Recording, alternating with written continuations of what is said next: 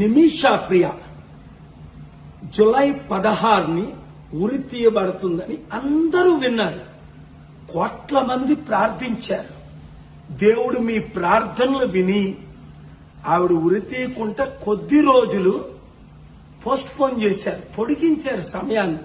ఈ లోపుని ఎంత కన్ఫ్యూజన్ అంటే ఇది ఎవరు పొడిగించారు, ఎవరు చేశారు, ఎందుకు చేశారు, రకరకాలుగా కొన్ని మీడియాల ద్వారా తప్పుడు ప్రచారాలు జరుగుతున్నాయి. ముఖ్యంగా ఇంగ్లీషులో వచ్చిన మీడియాను చూసి ఎవరైతే చంపబడ్డారో ఆ మహదీ బ్రదర్ ఇప్పుడు మాకు 10 కోట్లు కాదు 100 కోట్లు ఇచ్చినా మేము తీసుకోము, నిమిషా ప్రియను ఉరే తీయాలి అని ఆయన మెసేజ్ బయటకు వచ్చింది. చాలా విచారం.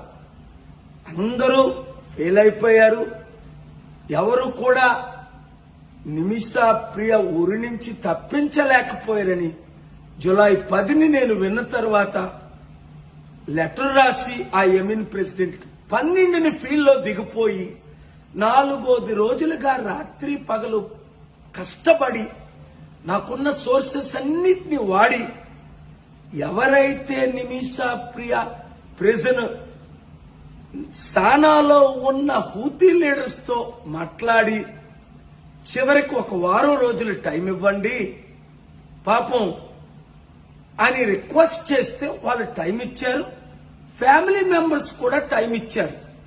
ఎందుకంటే ఫ్యామిలీని రిప్రజెంట్ చేసిన రవిచంద్ర ఆ లాయర్ కూడా 15 లక్షలే ఇచ్చారు. 40 లక్షలు అడిగితే ఫ్యామిలీ మెంబర్ కి $3 లక్షల ఇస్తాను, 1 కోటి 2 కోట్లు 8 కోట్లు 11 కోట్లు అని చెప్పి ఈ రోజుకి 11 రూపాయలు ఇవ్వలేదు.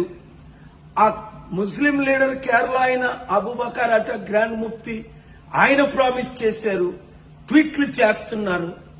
మోదీ గవర్నమెంట్ జూలై 14ని మేమేమీ చేయలేమని చేతులేశారు సుప్రీం కోర్టులో. ఆ గవర్నమెంట్ లీడరే ఆర్గ్యూ చేసి అలాంటి సమయంలో దేవుడు నన్ను దించి ఈ ప్రాణానికి రిస్క్ తీసుకొని నేను చేస్తే ఇప్పుడు మరలా కన్ఫ్యూజ్ చేస్తే అందరూ కన్ఫ్యూజ్ అయిపోతున్నారు. అందుకనే ఇప్పుడు మరలా నిమిషా ప్రియాని రక్షించాలి అంటే నేను గవర్నమెంట్ మీరిచ్చిన ఒకటే, ఎన్జిఓలు మీరు డబ్బులు రైజ్ చేశారు, మీరిచ్చిన ఒకటి $1 మిలియన్ ఇవ్వండి చాలు అని అంటే తిరిగి వారు రూపాయి ఇవ్వలేదు సరికదా, అందరినీ అప్సెట్ చేసేసారు.